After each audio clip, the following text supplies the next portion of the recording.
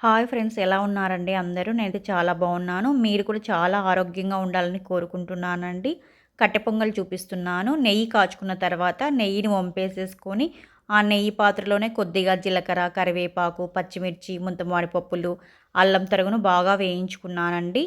ఎవరైనా బంధువులు ఎక్కువ మెంబర్స్ వచ్చినప్పుడు చాలా ఈజీగా మనం చేసి పెట్టచ్చు. వాళ్ళకి నెయ్యి వేయడం వల్ల చాలా రుచిగా కూడా ఉంటుందండి. హెల్త్ కూడా చాలా మంచిది. నేనొచ్చేసి బియ్యం క్వాంటిటీని తక్కువ తీసుకొని పెసరపప్పును కొద్దిగా ఎక్కువ తీసుకుంటున్నాను.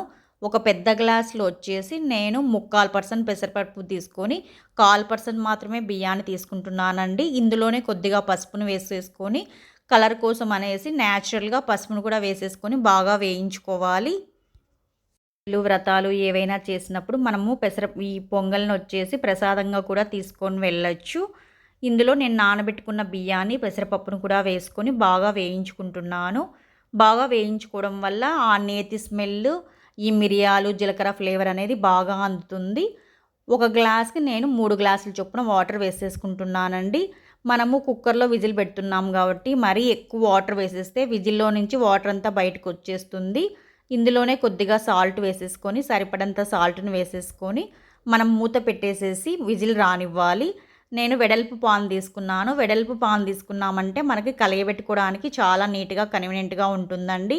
నేనైతే ఒక 4 విజిల్స్ రానిచ్చేసి, బాగా కలియబెట్టేసేసి, మా పిల్లలకి, మా హస్బెండ్‌కి పెట్టిన తర్వాత నేను కూడా ఇలా పెట్టుకుంటున్నాను.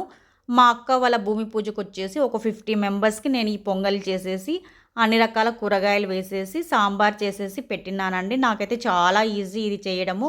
ఒక 50 మెంబర్స్‌కైనా, 100 మెంబర్స్‌కైనా ఇందులోనే కొద్దిగా పప్పుల చట్నీ, కొద్దిగా అల్లం ఊరగాయ వేసుకొని తిన్నామంటే చాలా టేస్టీగా ఉంటుందండి.